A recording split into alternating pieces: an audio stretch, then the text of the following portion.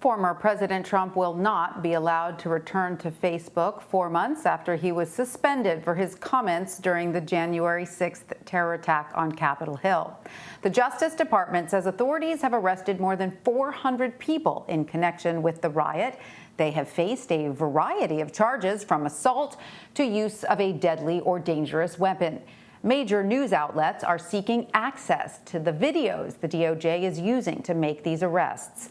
CBS News is among 14 organizations requesting permission from a federal judge to receive police body cam and other footage during these investigations. CBS News reporter Cassidy McDonald has been following all the updates on the Capitol riot, and she joins me now from Austin, Texas. Cassidy, welcome. Great to see you. So there has been a slow trickle of new footage being released from these investigations, and we did receive video related to the investigation of the alleged assaults on Capitol Police Officer Brian Sicknick, who, as you know, died the day after the riot. What more can you tell us about that video? That's right. Last week, the U.S. Attorney's Office released footage that had been previously sealed related to the investigation surrounding the alleged assault of Officer Brian Sicknick.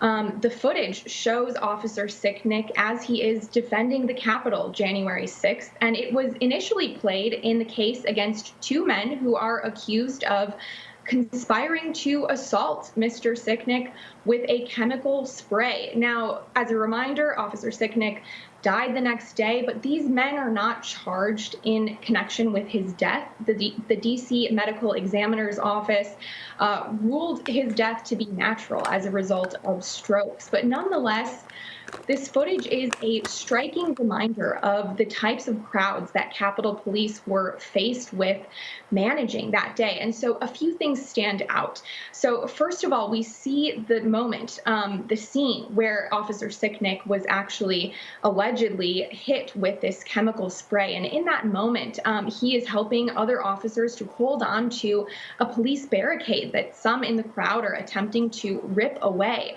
And secondly, we also see a different officer who was apparently hit with spray during this altercation. And we can see for her just how severe this was. She is wincing, she holds her eyes, and she apparently can hardly see. And another officer actually has to help guide her away from the crowd. And lastly, Tanya, what we see is a quieter video of Officer Sicknick after he's gotten himself away from this crowd, and he is pouring water over his eyes, wiping his face in an apparent attempt to rid this chemical from his eyes. And as a reminder, this is some of the final footage that we have of Officer Sicknick, and so it's striking to see some of these, the final day of his life. He's standing alone, sort of gathering himself after what has just happened. It's devastating to relive it. What more do we know about the people who've been arrested for their roles in the January 6th attack?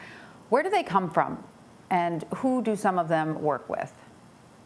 Well, we're about 4 months out from the attack, and prosecutors said that in addition to the more than 400 people who have already been charged, they still plan to charge at least 100 more.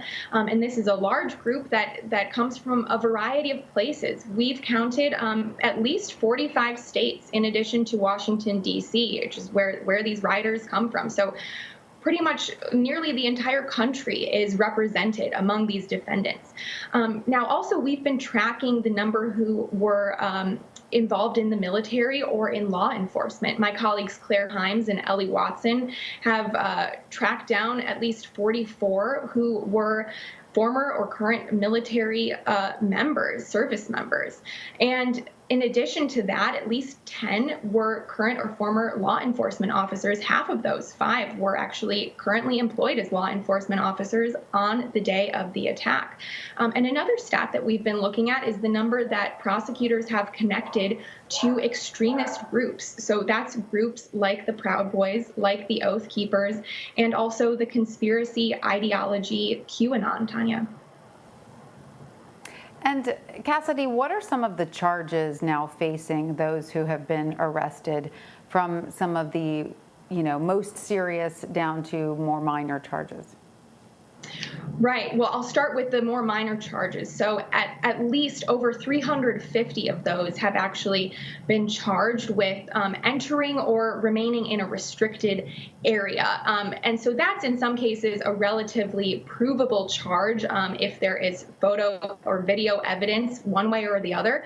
But there have also been more serious and more complicated charges. So often in addition to a charge like entering or being in a restricted area. So more than 100 defendants have actually been charged with assaulting or impeding an officer or employee. Now, 35 of those have actually been charged with using a deadly or dangerous weapon. And lastly, so far, about 30 have been charged with conspiracy. Now, that's just a charge that alleges they coordinated or planned with someone else to commit an offense.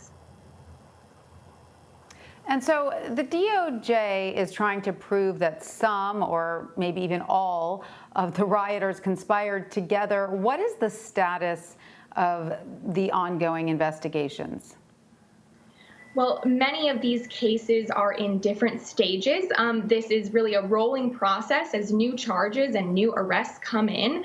And so far, only one case so far has yielded a guilty plea. That's the case of John Schaefer. He's an Oath Keeper who also happens to be a guitarist in a heavy metal band, if you're a heavy metal fan. But his plea deal is significant for a few reasons. So first of all, he has agreed to cooperate fully with the government in exchange for potentially years off of his sentence. He was facing up to a maximum of 30 years in prison. And now with this plea deal, a judge said that he might be facing around 3 to 4 years. So in exchange for this deal that he made, he's agreed to provide information about what he knows. And so we've seen this play out in at least one case connected to this, which is the conspiracy case against 12 alleged members of the Oath Keepers. They're accused of conspiring, coordinating together, and in some cases planning before the attack. One is accused of actually holding online conference calls related to DC planning. And in this case, these defendants' lawyers have actually been notified whether their client has been in touch with Mr. Schaefer, because as you can imagine, the information that he might be able to provide and share with authorities could become relevant to this case. So this is a conspiracy case. Not all rioters have been charged with a conspiracy case. As we said, just about 30 have been. But in cases like this, cooperation is going to be really relevant. And so, Tanya, we're entering a new stage here. Now that we have this guilty plea, we're going to be watching to see whether prosecutors are using other similar pleas, like Mr. Schaefer's, to gain information about what type of coordination and planning may have gone on prior to the attack. Cassidy McDonald, thank you so much. Thank you.